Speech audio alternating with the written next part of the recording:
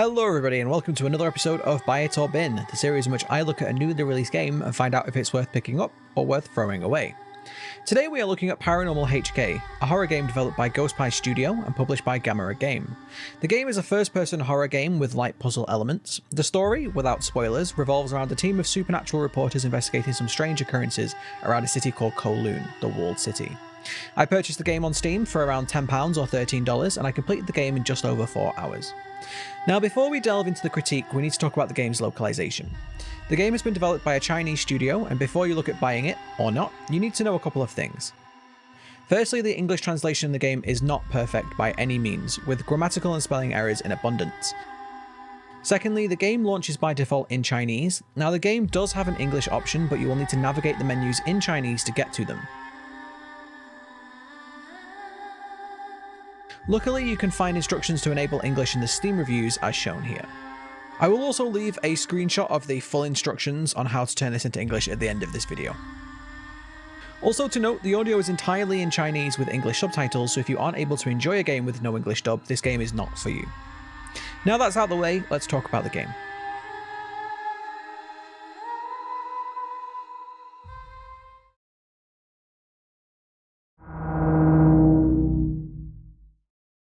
I like to start with graphics, as this is the first thing you'll usually notice about games. This game looks pretty good. Overall, the art style and aesthetic is perfectly serviceable for this type of game, and outside a few graphical glitches which were few and far between, the game felt fairly detailed for a game at this price point. Some parts of the game were incredibly detailed, and I found myself wanting to look for things within the environment. Little touches such as calculator that had Google spelt on it, or boxes in the background having fake brand names that were rip-offs of real brand names were nice little touches, and I feel like the level of detail in certain parts of the game added to the enjoyment. One thing that did let the overall aesthetic down though was the animations for the enemies. Sometimes they were a little bit jittery. While that did make them a little bit creepier at some times, it also made them a little bit silly at others, which was a little bit of a negative contrast to the overall darker tone of the game. The enemy designs themselves range from incredibly over the top and weird, something reminiscent of old Silent Hill games, to very standard low-budget horror game enemies. Some of the enemies and their animations, particularly when they attack you, reminded me of other cheaper horror games, so much so that I quite often found myself laughing as I died, after the initial shock of course. As I said earlier, there is currently no English dub of this game, so all the spoken dialogue was in Chinese with English subtitles. While that may be a problem for some, I actually really enjoyed it. Although I am the kind of person that watches anime in Japanese with subtitles, and I appreciate that not everyone can enjoy that. I found, however, that the voice acting really helped immerse me into the culture of the game, and although there wasn't a huge amount of spoken dialogue, I thought it was pretty well voice acted. The ambient sounds and music in the game were also done pretty well. The music immediately shifted to a horrifying chase music whenever an enemy saw me. Find a place to hide! We've got a shift run! Shift run! Shift run quicker! Shift... And audio cues in the environment helped tip me off to where enemies were patrolling.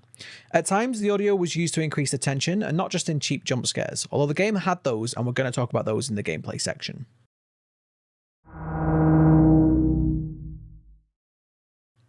The game plays out like the majority of first-person horror games. You spend your time exploring the environment, solving puzzles, looking for items to progress the story, while along the way you'll be hiding or running from enemies, generally avoiding the horrifying things that are out to get you. This is where my biggest criticisms of the game come into play. The exploration and puzzle elements of this game were, for the most part, very enjoyable. None of these puzzles were too difficult that I had a real problem with them, and most were pretty fun. However, there was one puzzle that involved an element of parkour while I collected several different items. A few times I fell off and had to start the entire puzzle over again, which became a little bit tedious. The majority of puzzles, however, had me looking for clues in my environment, or had cryptic clues right in front of my face, which I really enjoyed. Something else that I really enjoyed about this game was the inventory system was totally bypassed. If I had an object in my inventory I needed, the game would automatically use that item when I interacted with the object that required it, which I feel a lot of horror games could really take on board. When you're not solving puzzles, you are most likely dealing with one of the numerous enemies in the game. Most of the enemies seemed to follow set or fairly restricted patrol paths, and your only defense against them was to either stay out of their sight, or if you are seen, run to the nearest cupboard and hope you can get inside before the enemy catches you. I have to be honest, these aren't my favourite parts of most horror games. I find the idea of sitting in a cupboard until the enemy walks by to be tedious gameplay, and I even mentioned this during my playthrough of Alien Isolation, which is a game that I absolutely adored. So taking my personal opinions out of this one, there are times when you'll be actively trying to avoid enemies enemies like this. My biggest problem, however, was that it was very difficult to gauge enemies' line of sight. The game told me to hide and not to make any noise, but to be honest, the only way to make noise in this game was to run. So most often you could just walk past an enemy and be totally fine. Sometimes though, I would be around a corner or completely out of sight, or so I thought, and the enemy would randomly be alerted to my presence, even when I wasn't moving, and then they would find me, which made some of the stealth sections a little bit frustrating. While these sections were definitely tense, they could have been made a little bit more enjoyable if the enemy eye was tidied up a little bit. Overall, these sections didn't drag out too long like they do in some horror games though, and I was definitely glad of that.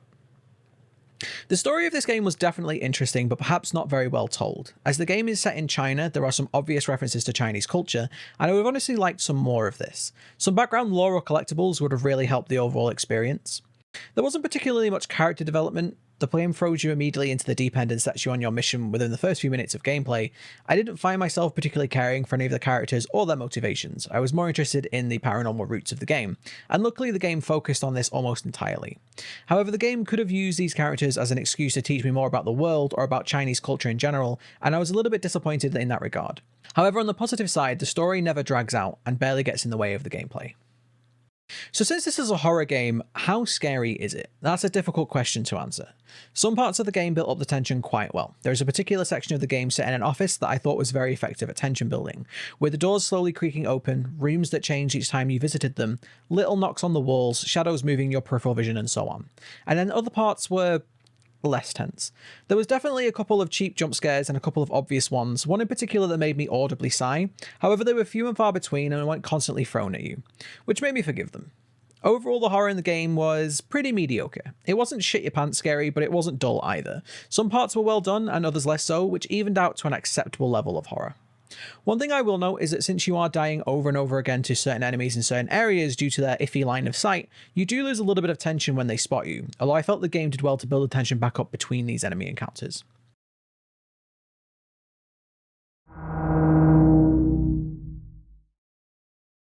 So we come to the final verdict. Is this game worth buying? Should you buy it, or is it worth throwing away? At the price point the game is, it's a maybe buy. If you don't mind the localization, you like horror, and you want something a little bit different, I think you're probably going to enjoy this game enough that the £10 or $13 price point is going to be worth it for a few hours of fun. However, if you can't handle poor English localization, you don't like non-English audio, don't like cat and mouse horror gameplay, or want a game that's more meaty, you probably want to avoid this one. It's definitely not the worst horror game I've ever played, but it's definitely not for everybody either. So thank you for watching. If you have enjoyed this video, please let me know by liking it, and if you have played the game or think about picking the game up, let me know down in the comments below. I have been TheGrumpyBrit, and I will see you next time.